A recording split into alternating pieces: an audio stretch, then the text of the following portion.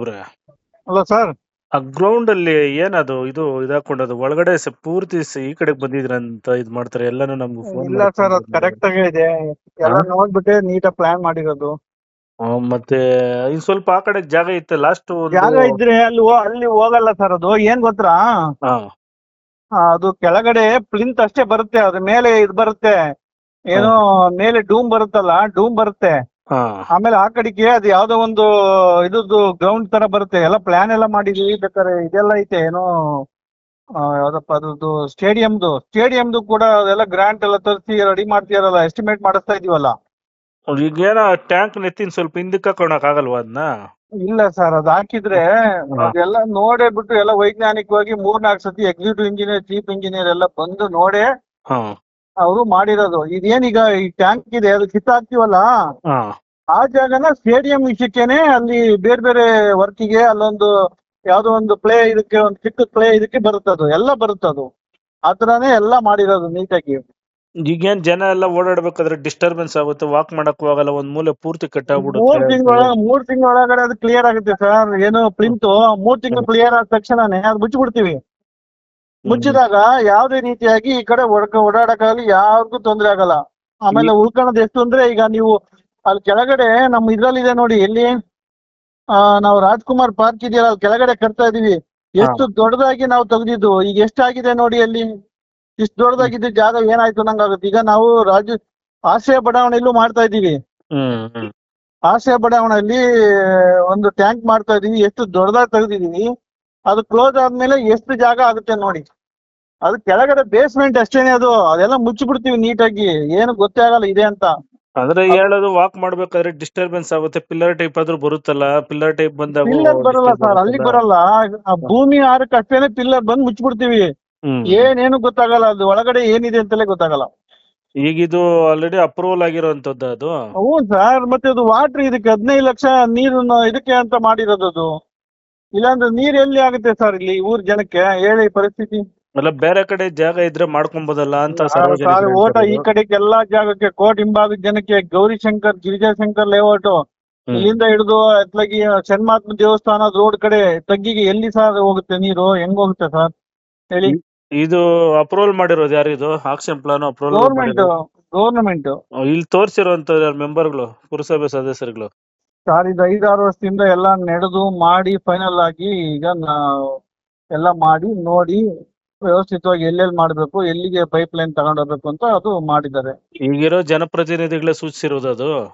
ಹ್ಞೂ ಸರ್, ಹಿಂದಿಗೆ ಅಲ್ಲೆಲ್ಲ ಬಾಡಿನಲ್ಲೆಲ್ಲ ಅಪ್ರೂವಲ್ ಅದಕ್ಕೆ ಸರ್ವಾನುಮತದಿಂದ ಆಗಿ ಅಲ್ಲಿ ಕಳ್ಸಿರ್ತಾರೆ.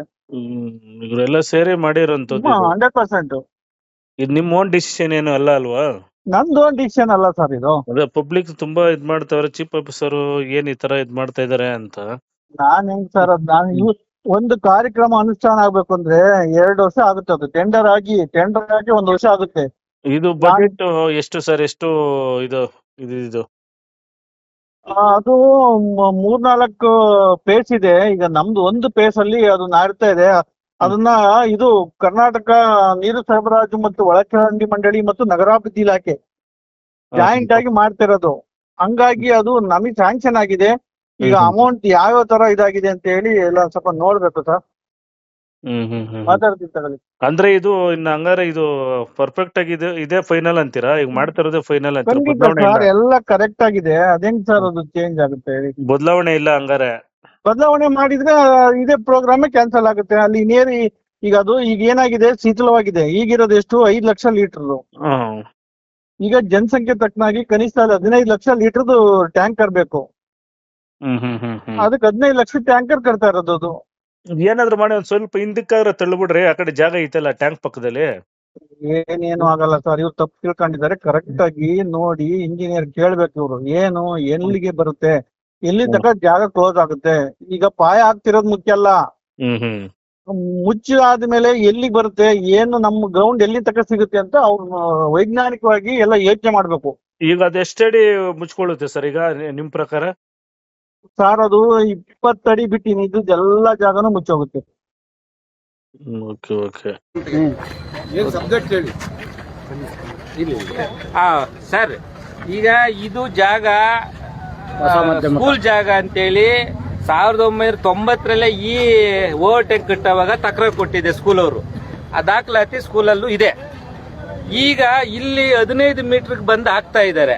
ತಾವು ಏನ್ ಕ್ರಮ ತಗೊಂತೀರಾ ದಯವಿಟ್ಟು? ಈಗ ನಾವೆಲ್ಲ ಸಾರ್ವಜನಿಕರು ನಾವೀಗ ಇದೀವಿ, ನಿಮ್ಗೆ ಮೆಮೊರಾಂಡಮ್ ಕೊಡ್ತಾ ಇದೀವಿ. ನಿಮ್ಮ ಹತ್ರ ಪುರಸಭೆ ಅವರು ನಾವ್ಯಾಕೆ ಸ್ಕೂಲ್ ಅವ್ರ ಹತ್ರ ಪರ್ಮಿಷನ್ ಕೇಳಬೇಕು ಅಂತಾರೆ. ಸೊ ನಾವು ಮೆಮೊರಾಂಡಮ್ ಕೊಡ್ತೀವಿ, ನಿಮ್ಮ ಒಪಿನಿಯನ್ ಹೇಳ್ಬಿಡಿ ಸರ್. ಅಲ್ಲ, ಈಗ ನಾನು ದಾಖಲೆ ಇನ್ನೂ ನೋಡಲಿಲ್ಲ. ಆ್ಯಕ್ಚುಲಿ ಇದು ನಮ್ಮ ಮಾಧ್ಯಮಿಕ ಶಾಲೆ ಅನ್ನುವಂಥದ್ದು ನ್ಯೂ ಮಿಡ್ಲ್ ಸ್ಕೂಲ್ ಅನ್ನೋದು ನಮಗೆ ತುಂಬ ಹಿಂದಿನ ದಿನಗಳಿಂದಲೂ ಗೊತ್ತಿದೆ. ಪ್ರತಿ ಬಾರಿ ಕೂಡ ಇಲ್ಲಿ ಏನಾದರೂ ಕಾರ್ಯಕ್ರಮ ನಡೀಬೇಕಾದ್ರೆ ಇದು ಶಾಲೆಗೆ ಸಂಬಂಧಪಟ್ಟಿದ್ದು ಅಂತೇಳಿ ನಮ್ಮಲ್ಲಿ ಪರ್ಮಿಷನ್ ಕೇಳೋಕ್ಕೂ ಕೂಡ ಆಗಾಗ ಬರ್ತಿರೋದು ಕೂಡ ನಮ್ಮ ಗಮನದಲ್ಲಿದೆ. ಲಾಸ್ಟ್ ಟೈಮು ಕೂಡ ನಾವು ಇಲ್ಲಿ ಏನಾದರೂ ಮಕ್ಕಳು ಆಟ ಆಡುವ ಸಮಯದಲ್ಲಿ ಅಂತಂದರೆ ಗೇಟ್ ಹಾಕಬೇಕು, ಅದು ಇದು ಕೂಡ ನಾವು ಕೂಡ ಹೇಳ್ತಿದ್ವಿ, HMಗೂ ಕೂಡ ಹೇಳ್ತಿದ್ವಿ. ಆದರೆ ಈಗ ದಾಖಲೆಗಳು ನ್ಯೂ ಮಿಡ್ಲ್ ಸ್ಕೂಲ್ ಹೆಸರಲ್ಲಿ ಎಷ್ಟಿದೆ, ಎಷ್ಟು ಜಾಗ ಇದೆ ಅನ್ನೋದ್ರ ಬಗ್ಗೆ ನನಗಷ್ಟು ಮಾಹಿತಿ ಇಲ್ಲದೇ ಇರೋದ್ರಿಂದ ಆ ಎಲ್ಲ ಮಾಹಿತಿಗಳನ್ನು ತರಿಸ್ಕೊಂಡು ಮುಂದಿನ ಕ್ರಮಕ್ಕೆ ನಾನು ಲೆಟರ್ ಬರೆದು ಕರೆಸ್ಪಾಂಡೆನ್ಸ್ ಮಾಡಿಸ್ತೇನೆ. ಇದಿಷ್ಟು ಮಾತ್ರ ಹೇಳ್ಬೋದು. ದಯವಿಟ್ಟು ಈ ಕ್ರೀಡಾಂಗಣ ಸ್ಕೂಲ್ಗೆ ಉಳಿಸ್ಕೋಬೇಕು. ಸ್ಕೂಲ್ಗೆ ಉಳಿಸ್ಕೋಬೇಕು. ದಯವಿಟ್ಟು ಸ್ಕೂಲ್ಗೆ ಉಳಿಸ್ಬೇಕಂತ ನಮ್ಮ ಓಕೆ ಸರ್. ನಾನು ಮಾತಾಡ್ತೀನಿ. ಸುಮಾರು ಒಂದು 20-25 ವರ್ಷಗಳ ಹಿಂದೆ ಇದೇ ರೀತಿ ಮುನ್ಸಿಪಲ್ ಅವ್ರಿಗೆ ಏನು ಕೆಲಸ ಇಲ್ಲ ಇವ್ರಿಗೆ. ಇವ್ರು ಬರೇ ಥರ್ಡ್ ಕ್ಲಾಸ್ ಅವ್ರಗಳೇ ಮಾಡೋದು ಇವರು. ಇಲ್ಲಿ ಏನಾಗೈತೆ ಅಂದ್ರೆ ನಾನು ಯಾರೋ ಮಾತಾಡ್ತೀನಿ, ಇಲ್ಲಿ ಏನಾಗಿದೆ ಅಂದ್ರೆ ಮೊದಲು ಇದೇ ರೀತಿ ಸೈಟ್ ಮಾಡ್ಬೇಕು ಅಂತ ಇಂಗಿಡ್ಸಿದ್ನೆಲ್ಲ ಇಲ್ಲಿ ಫುಲ್ ಇಂಗಿಡಿಸ್ಬೇಕಾದ್ರೆ ನೋಡಿ ಇಲ್ಲಿ ನಮ್ಮ ಇದು ನಮ್ಮ PM ಅವರೇ, ನಮ್ಮ ಸ್ನೇಹಿತರೆಲ್ಲ ಅವ್ರೆ, ನಾವೆಲ್ಲ ಸುಮಾರು ಆವಾಗ್ರೇನೆ 250-300 ರೂಪಾಯಿ ಕೊಟ್ಬಿಟ್ಟು ಕಲ್ಲು ಹಾಕ್ಸಿದೀವಿ ಎಲ್ಲ ಫುಲ್ಲು. ಏನಪ್ಪಾ ಹೇಳಿದ್ರ ಇಲ್ಲಿ ಹೇಳಿದ್ರ ಈಗ 250-300 ರೂಪಾಯಿ ಪ್ರತಿಯೊಬ್ರು. ಅವಾಗ ನಮ್ಮ ಕಷ್ಟ ಕಾಲಗಳು ಅವಾಗ ಎಲ್ಲ ನೋಡಿ ಫುಲ್ ಕಲ್ಲು ನಾವೇ ಹಾಕ್ಸಿರೋದು, ಎಲ್ಲ ಫುಲ್ ಪೂರ್ತಿ ಎಲ್ಲ ಸೇರಿ. ಇವ್ರು ಯಾಕೆ ಬಂದ್ಬಿಟ್ಟು ಟ್ಯಾಂಕ್ ಅಲ್ಲಿ ಹಾಕ್ಸ್ಬೇಕಿಲ್ಲ ಮಕ್ಳಿಗೆ ಅವ್ರು ಇಲ್ಲಿ ಏನ್ ಮಾಡ್ಬೇಕು? ಇಲ್ಲಿ ಪ್ರತಿಯೊಬ್ರು ಇಲ್ಲಿ ಇರೋರೆಲ್ಲಾನು ಪ್ರತಿಯೊಬ್ರು ಇಲ್ಲಿ ಆಡಿ ಬೆಳೆದಿರೋರೆಲ್ಲ ಇಲ್ಲೆಲ್ಲ ಪೂರ್ತಿ. ಈಗ ನಮ್ದ್ರಲ್ಲಿ 27 ಜನ ಸದಸ್ಯರವ್ರೆ. ಎಲ್ಲ ಒಂದ್ ನಿಮಿಷರಪ್ಪ, 27 ಜನ ಸದಸ್ಯರವ್ರೆ. 27 ಜನ ಸದಸ್ಯರು ಇಲ್ಲಿ ಆಡಿ ಎಲ್ಲ ಬೆಳೆದಿರೋರೆಲ್ಲ ಪ್ರತಿಯೊಬ್ರು. ಅದಕ್ಕೆ ಇಲ್ಲಿ ಯಾವ್ದೇ ಕಾರಣಕ್ಕೂ ಇದು ನಾನೀಗ ನಿಮ್ಮ ಫೇಸ್ಬುಕ್ ನೋಡ್ಕೊಂಡು ಮನೆಯಿಂದ ಓಡ್ ಬಂದೆ ನೋಡ್ಬೋದು. ಆಯ್ತು ಸರ್. ಅದು ದಯವಿಟ್ಟು ನೀವು ಇದಕ್ಕೆ ಯಾವ್ದೇ ಕಾರಣಕ್ಕೂ ಯಾವ್ದೇ ಅವಕಾಶ ಕೊಡ್ತಿರೋದು ಅದೇನು ಕೊಡ್ತಾರೆ ನೋಡೋಣ, ಪರವಾಗಿಲ್ಲ, ಬರ್ಲಿ, ಯಾರು ಬರ್ತಾರೋ ಬರ್ಲಿ. ಇರೋದೊಂದು ಇಷ್ಟೆಲ್ಲ ಫೀಲ್ಡ್ ನಮ್ಮ ಟೌನ್ ಯಾವ್ದೇ ಒಂದು ಮೈದಾನ ಇಲ್ಲ, ಏನಿಲ್ಲ ರೀ. ಮಕ್ಕಳು ಅವ್ರು ಆಡಕ್ಕೆ ಎಲ್ಲ ವಯಸ್ಸಿಲಾಗುತ್ತೆ, 60-65 ವರ್ಷ ಮುಸ್ಲಿಮವರೆಲ್ಲ ಬರ್ತಾ ಇರ್ತಾರೆ. ಇವ್ರು ಗೇಟ್ ಎಲ್ಲ ಹಾಕಿ ಪಾಪ ವ್ಯವಸ್ಥೆ ಮಾಡ್ಕೊಟ್ಟಾರೆ. ಇಲ್ಲೆಲ್ಲಾನು ಆ ಗೇಟ್ ಕಿತ್ಕೊಂಡೆಲ್ಲ ರೂಮ್ ಹೊಡಿತಾ ಇರ್ತಾರೆ. ಇದಕ್ಕೂ ಬಂದ್ಬಿಟ್ಟು ಈ ತರ ಮಾಡ್ಕೊಂಡು ಕೂತ್ಕೊಟ್ರೆ ಹೆಂಗೆ ಸರ್ ಇವರೆಲ್ಲ ಸರ್? ದಯವಿಟ್ಟು ಯಾರೇ ಆಗ್ಲಿ ಇದಕ್ಕೆ ಅವಕಾಶ ಕೊಡ್ಬೇಡ್ರಿ. ಆನೇಕಲ್ಲಲ್ಲಿ ಗ್ರೌಂಡೇ ಇಲ್ಲ, ಅವಕಾಶ ಕೊಡಬೇಡ್ರಿ. ಉಳಿಸ್ಬೇಕು, ಉಳಿಸೋದನ್ನ ಬಿಟ್ಬಿಟ್ಟು ಹಾಳು ಮಾಡ್ತಾ ಇದ್ದಾರೆ ಎಲ್ಲ ಈ ತರ ಹೆಂಗೆ ಈಗ? ದಯವಿಟ್ಟು ನಾನು ನಮ್ಮ ವಾಹಿನಿ ಮೂಲಕ ಹೇಳೋದು, ನಮ್ಮಲ್ಲಿ 27-28 ಕೌನ್ಸಿಲರ್ ಅವರೇ, ದಯವಿಟ್ಟು ನೀವೆಲ್ಲ ಬರ್ಬೇಕಿಲ್ಲಿ. ಬಂದು ನಿಮ್ಮ ಸಮ್ಮುಖದಲ್ಲೇ ಈ ಟ್ಯಾಂಕ್ ಜಾಗ ಬೇಜಾರಿದೆ ಸರ್ ಅಲ್ಲಿ ಪಕ್ಕದಲ್ಲೆಲ್ಲಾನು. ಅದೇ ತೆರವು ಬೆಳೆಸಲ್ಲೇ ಹಾಕ್ಲಿ ಬಿಡ್ರಿ. ಬನ್ನಿ ಸರ್, ಎಲ್ಲ ಬನ್ನಿ ಪ್ರತಿಯೊಬ್ಬರು. ಹೋಗಿ ಈಗ ಮುನ್ಸಿಪಲ್ ಆಫೀಸ್ ಹೋಗಿ ಲೆಟರ್ ಕೊಡ್ಲಿಕ್ಕೆ ಹೋಗೋಣ. ಎಲ್ಲ ಬನ್ನಿ, ದಯವಿಟ್ಟು ಬನ್ನಿ, ಎಲ್ಲ ಬನ್ನಿ sir. Okay sir, thank you.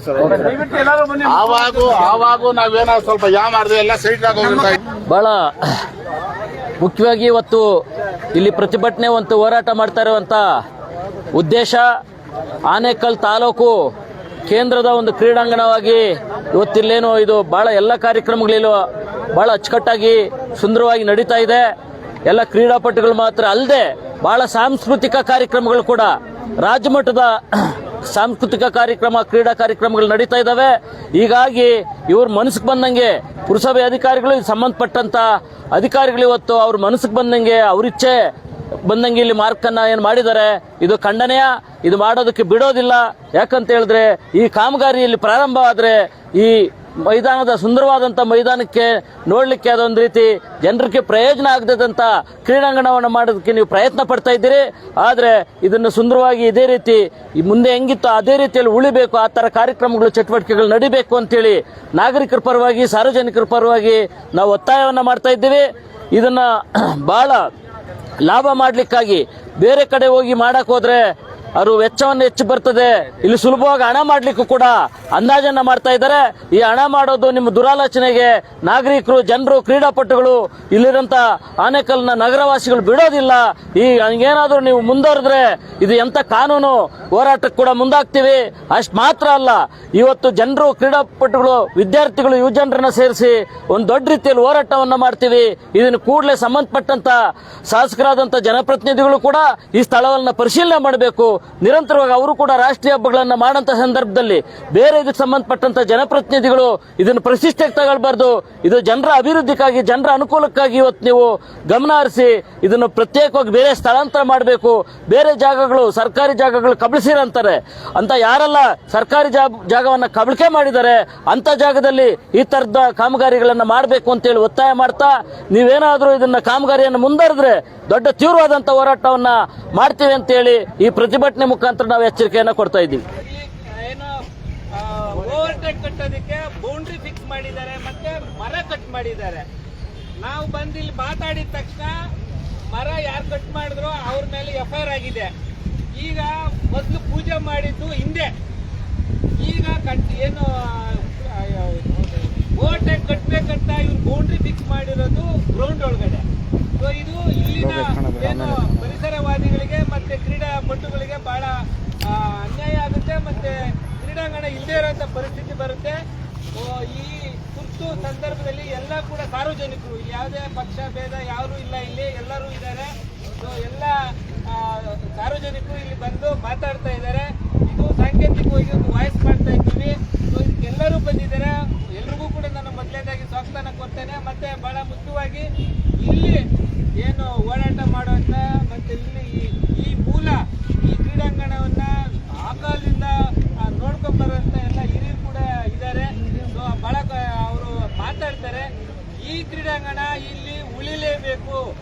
Already ಪಕ್ಕದ ಕ್ರೀಡಾಂಗಣ ಹಾಳಾಗಿದೆ, ಚಿಕ್ಕೆರೆ ಹಾಳಾಗಿದೆ. ಈಗ ಉಳ್ಕೊಂಡಿರೋದು ಇದು ಒಂದೇ ಒಂದು ಕ್ರೀಡಾಂಗಣ.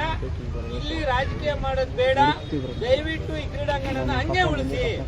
ಅವರು ಆ ಕ್ರೀಡಾ ಏನು ಓವರ್ಟೇಕ್ ನ ಇಲ್ಲಿ ಮಾಡಬೇಕು, ಅಲ್ಲಿ ಬೇರೆ ಏನೋ ಮಾಡ್ತಾರಂತೆ, ಗೊತ್ತಿಲ್ಲ ಏನ್ ಮಾಡ್ತಾರೆ ಅಂತ. ಅದೇನಾದ್ರೂ ಮಾಡ್ಲಿ, ಕ್ರೀಡಾಂಗಣಕ್ಕೆ ಉಳಿಬೇಕು.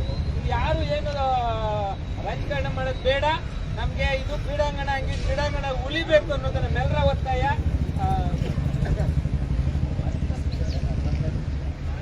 ಇಲ್ಲಿ ನಡೆದಿರ್ತಕ್ಕಂಥ ಎಲ್ಲ ಕ್ರೀಡಾಭಿಮಾನಿಗಳೇ, ಯುವ ಮಿತ್ರರೇ, ಮಾಧ್ಯಮ